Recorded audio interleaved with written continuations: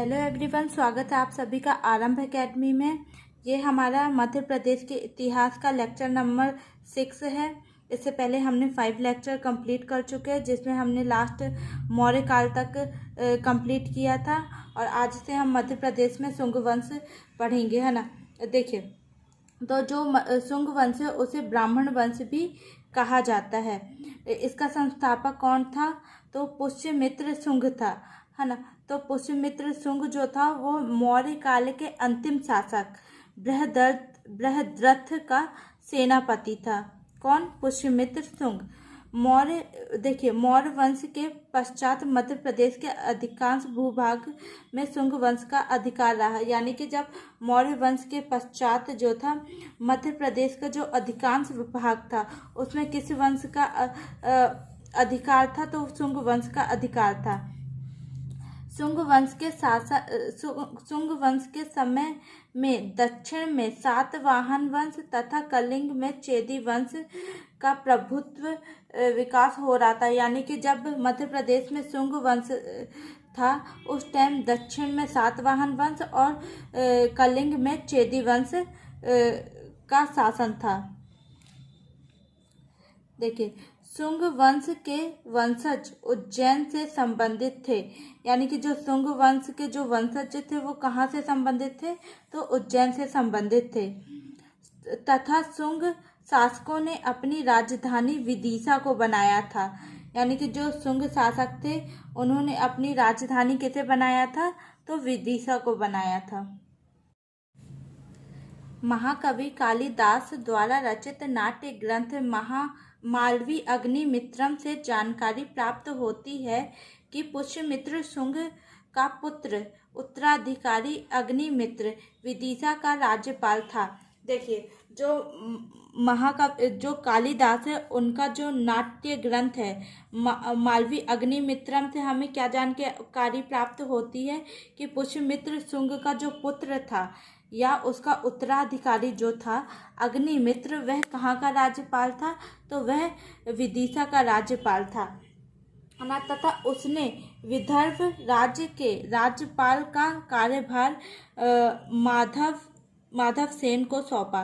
देखिए, यहाँ से क्वेश्चन क्या बनेंगे? सबसे पहला क्वेश्चन तो ये बन सकता है कि मालवी अग्निमित्रम किसकी रचना है? तो यह कालिदास की रचना है ना। और पुष्यमित्र शुंग का उत्तराधिकारी कौन था?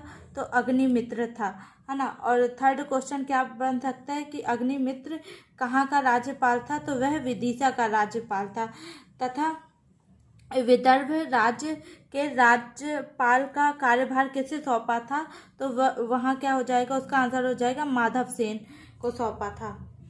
आगे, विदिशा और विदर्भ दोनों राज्यों के मध्य वर्धा नदी प्रवाहित होती थी। यानी कि जो विदिशा और विदर्भ था दोनों के मध्य कौन सी नदी प्रवाहित होती थी? तो वर्धा नदी प्रवाहित होती थी।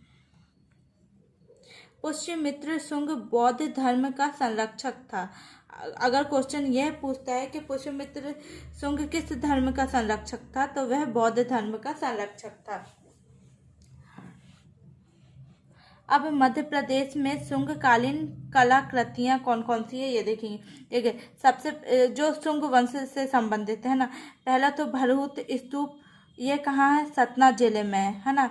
भरहुत स्तूप जो है सतना जिले में है, ये शुंग वंश से संबंधित है। देखिए, सतना जिले के उचेहरा में स्थित भरहुत स्तूप का पुनर्निर्माण एवं विकास पुष्यमित्र शुंग ने कराया था। दूसरा क्या है? सांची जिसे काकनाद वोट के नाम से भी जाना जाता है ना। सांची के स्तूप की वेदिका जिसे रेलिंग या चार दीवारी का पुनर्निर्माण शुंग वंश के शासन काल में हुआ था।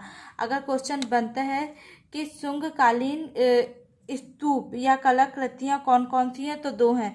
पहला तो भरहुत स्तूप शुंग वंश से संबंधित है जो कि सतना में है, और सांची काकनाद वोट ये भी संबंधित है जो कि रायसेन जिले के काकनाद वोट में है।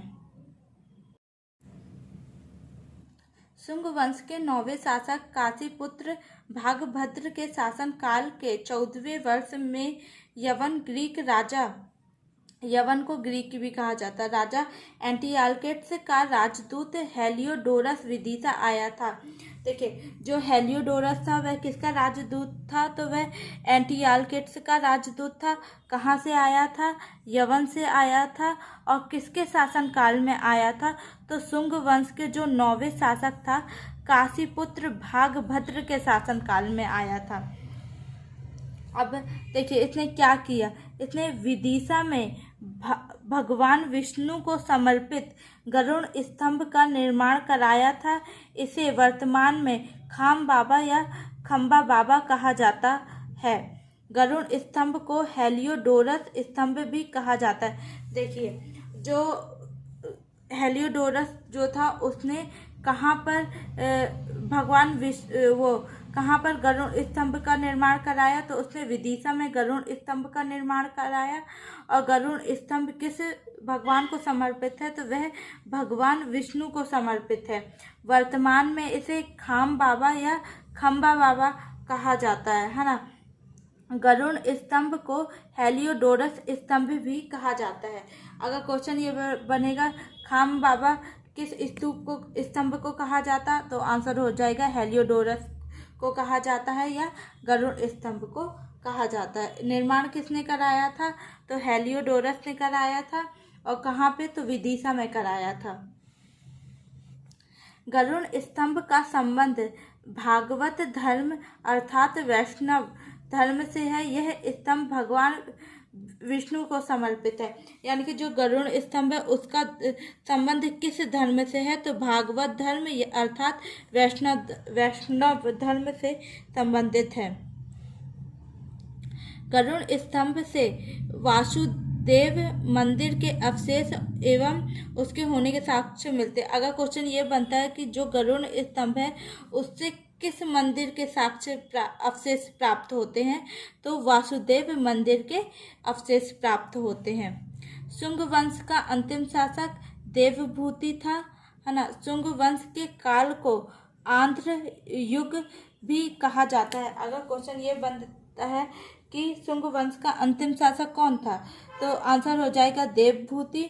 और किस वंश को आंध्र युग भी कहा जाता है? तो शुंग वंश को आंध्र युग भी कहा जाता है।